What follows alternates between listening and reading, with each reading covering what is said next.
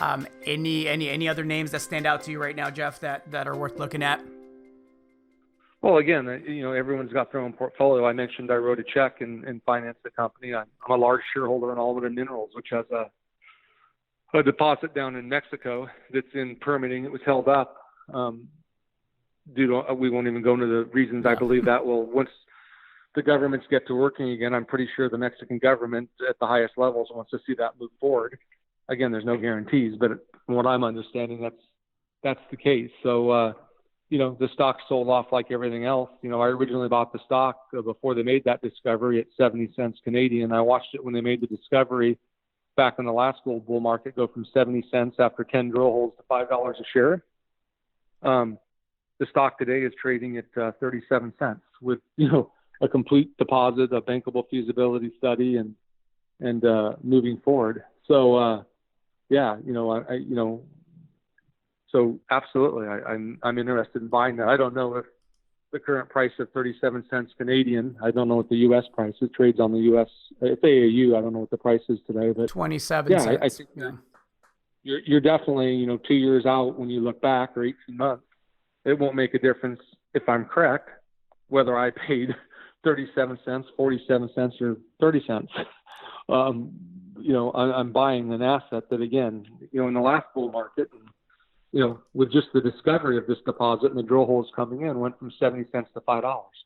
So. And they own a mill. Yeah. Yeah. You know a lot about that company, obviously, also. I'm not trying to go into everything on the interview. You just asked me what I'm just starting to buy, and I'm really focusing on some of the companies I own because I'm already, heavily invested in those companies. But again, like I said, there'll be another half dozen to a dozen companies that I track and follow that I'll probably also be buying because their stocks are down tremendously in the last 6 weeks.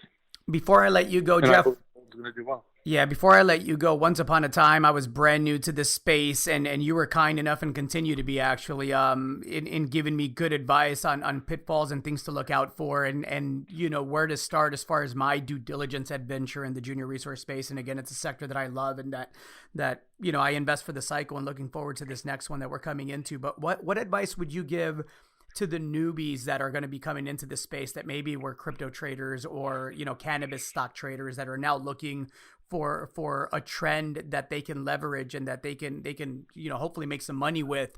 What advice would you give to those new people that may be coming into the space that are thinking about investing in the junior resource space or speculating, which is a more accurate word? It's such a large group of people, Gerardo, depending on your age. And, the first thing I always recommend to people is that it's a high-risk environment. Obviously, if you've been in it, for the last 5 years, you realize that. And usually, like I've told you before, most of the money I've made in the space happens in a 2-year period every 10 years. Yep. Yep. And, and a lot of that stuff I'm down on, times like this, and again, I did so well out of the last bull market because I was buying in the financial crisis. So, but it wasn't easy. It's not easy. It wasn't easy writing a $200,000 check to a company today. And when you already own a ton, I mean, that's a small check but again, people are worried. Again, we have a toilet paper problem because people are panicking, and there's not a supply problem. It's a demand problem and a mass psychology problem. So I think that mass psychology will play out into the gold market. So, but again, depending on your age, when you and I first met, again, to use sort of an example, you were new to the resource space, and this was going on almost 15 years ago, right? Yeah. So, basically, you were extremely excited and believed gold was going higher, which it did do. But what I told you is you can't leverage your house and everything else. And you understood that. Because again, I'm very sure that gold's going higher, but if for some reason I'm wrong, instead of being 6 months, it takes 4 years. If I run out of capital during that time or need to sell things, then I don't get to partake in the upside, which could be 10, 20 for one in a good bull market. So you have to stay in the game. So whatever you do, obviously if you're 25 years old and you want to throw, you've got a lot of time ahead of you and you want to take more risk, you take more risk. I did the same thing when I was 27 years old and learning the business from people like Rick Rule. I, thought I knew everything and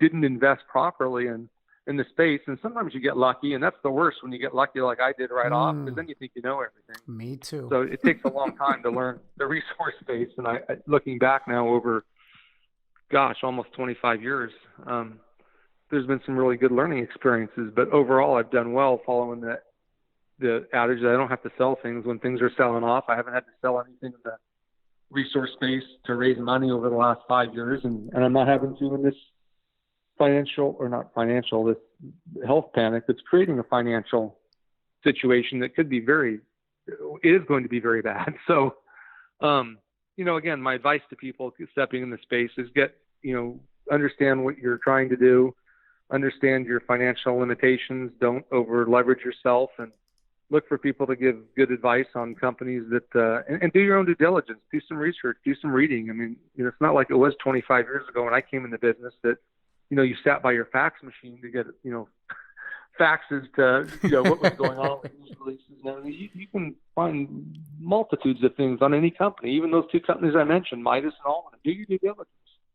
Look at the price charts. Go back 10 years, see where they've been and what they've done. But at this point in time, these gold stocks are selling, the producers are doing better. They're down somewhat too, because everyone's looking for liquidity. But these companies that are about to become permanent mines and most likely will be sold or put into production, or, these are selling at, the lowest level I've ever seen.